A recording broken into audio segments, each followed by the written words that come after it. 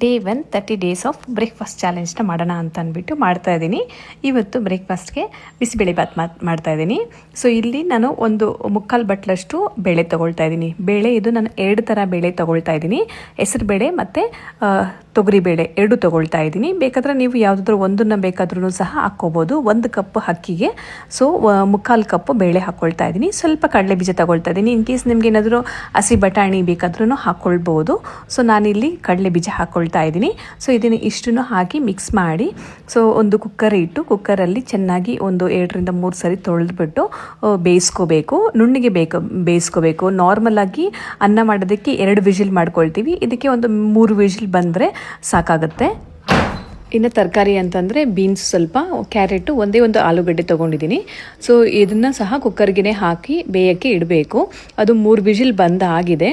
So ಬಂದಾದಮೇಲೆ ನಾನೊಂದು PAN ತೊಗೊಂಡು ಪ್ಯಾನ್ಗೆ ಒಗ್ಗರಣೆಗೆ ಹಾಕ್ಕೊಳ್ತಾ ಇದ್ದೀನಿ. ಒಗ್ಗರಣೆಗೆ ನಾನು ಒಂದು 3 ಟೇಬಲ್ ಸ್ಪೂನ್ ಎಣ್ಣೆ ಮತ್ತು 1 ಟೇಬಲ್ ಸ್ಪೂನ್ ತುಪ್ಪ ಹಾಕ್ಬಿಟ್ಟು ಅದಕ್ಕೆ ಸಾಸಿವೆ, ಒಣಮೆಣಸಿನ್ಕಾಯಿ, ಈರುಳ್ಳಿ ಮತ್ತು ಕರಿಬೇವು ಹಾಕ್ಕೊಂಡಿದ್ದೀನಿ. ಸೊ ಅದಕ್ಕೆ ಸ್ವಲ್ಪ ಗೋಡಂಬಿ ಆ್ಯಡ್ ಮಾಡಿಕೊಂಡು ಮತ್ತು ಕ್ಯಾಪ್ಸಿಕಮ್ 1 ಹಾಕ್ಕೊಂಡಿದ್ದೀನಿ. ಕ್ಯಾಪ್ಸಿಕಮು ಬೇಯಿಸೋದಕ್ಕೆ ಹಾಕ್ಕೊಂಡ್ರೆ ಮೆತ್ತಗಾಗ್ಬಿಡುತ್ತೆ ಅಂತ ಅಂದ್ಬಿಟ್ಟು ಒಗ್ಗರಣೆಗೆ ಹಾಕ್ಕೋಬೇಕು. ಚೆನ್ನಾಗಿ ಕ್ರಂಚಿ ಆಗಿರುತ್ತೆ.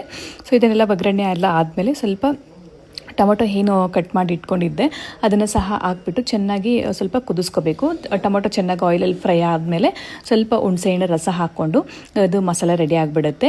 ನಾವು ಆವಾಗಲೇ ಏನು ಕುಕ್ಕರಲ್ಲಿ ಬೇಯಿಸಿಟ್ಕೊಂಡಿದ್ವಿ ಅದಕ್ಕೆ ಹಾಕ್ಬಿಟ್ಟು ಮಿಕ್ಸ್ ಮಾಡಿಕೊಂಡ್ರೆ ಬಿಸಿಬೇಳೆ ಬಾತ್ ರೆಡಿ ಆಗುತ್ತೆ. ಬಿಸಿಬೇಳೆ ಬಾತ್ ಪೌಡರ್ದು ಲಿಂಕ್ ಬೇಕಾದರೆ ನೀವು ಕಮೆಂಟ್ ಮಾಡಿ, ನಾನು ಶೇರ್ ಮಾಡ್ತೀನಿ. ಮತ್ತು ಇನ್ ಕೇಸ್ ಲಿಂಕ್ ಶೇರ್ ಮಾಡೋಕ್ಕಾಗಿಲ್ಲ ಅಂದ್ರೂ ರೀಲ್ಸಲ್ಲಿ ಅಪ್ಲೋಡ್ ಮಾಡಿದ್ದೀನಿ. ಒಂದ್ಸರಿ ಚೆಕ್ ಮಾಡಿ ನೋಡಿ. ಈಸಿಯಾಗಿ ಮನೆಯಲ್ಲಿ ಟೇಸ್ಟಿಯಾಗಿ ಬಿಸಿಬೇಳೆ ಬಾತ್ ಪೌಡರ್ ಮಾಡ್ಕೊಳ್ಬೋದು. ಸೊ ಇದನ್ನು ನಾನು ನೆನೆ ಮಾಡಿ ಇಟ್ಕೊಂಡಿದ್ದೆ. ಸೊ ಹಾಗಾಗಿ ಇದು ಮಾಡಿಕೊಂಡ್ರೆ 1 ವಾರ ಅಷ್ಟು ದಿನ ಬರುತ್ತೆ ನಮಗೆ. ಸೊ ಇದನ್ನೆಲ್ಲ ಹಾಕಿ ಮಿಕ್ಸ್ ಮಾಡಿ ಒಂದು 2ರಿಂದ 3 ಕುದಿ ಬಂದರೆ ಮತ್ತು ಬಿಸಿಬೇಳೆ ಬಾತ್ ರೆಡಿ ಆಗಿಬಿಡುತ್ತೆ. ಕೊತ್ತಂಬರಿ ಸೊಪ್ಪು ಹಾಕ್ಕೊಂಡು ಸರ್ವ್ ಮಾಡಿಕೊಂಡು ಖಾರ ಬುಂದಿ ಜೊತೆ ಒಂದು ಸ್ವಲ್ಪ ತುಪ್ಪ ಹಾಕ್ಕೊಂಡು ತಿಂದರೆ ಅಂತೂ ಸೂಪರಾಗಿರುತ್ತೆ. ಇದೇ ಥರ ನಾವು ಬಿಸಿಬೇಳೆ ಬಾತ್ ಪೌಡರ್ನು ಸಹ ಮಾಡೋದು ಮತ್ತು ಬಿಸಿಬೇಳೆ ಬಾತ್ ನಾವು ಹೀಗೆ ಮಾಡ್ತೀವಿ. ಸೊ ನಿಮ್ಮ ಮನೆಗಳಲ್ಲಿ ಏನಾದರೂ ಬೇರೆ ಥರ ಮಾಡಿದ್ರೆ ನನಗೆ ಕಮೆಂಟ್ ಮೂಲಕ ತಿಳಿಸ್ಕೊಡಿ. ಹೋಪ್ ನಿಮ್ಮೆಲ್ಲರಿಗೂ ಈ ವಿಡಿಯೋ ಇಷ್ಟ ಆಗಿದೆ ಅಂತ ಅಂದ್ಕೊಳ್ತೀನಿ. ಮತ್ತೊಂದು ಹೊಸ ಬ್ರೇಕ್ಫಾಸ್ಟ್ ಸೀರೀಸೊಂದಿಗೆ ನಾಳೆ ಬರ್ತೀನಿ.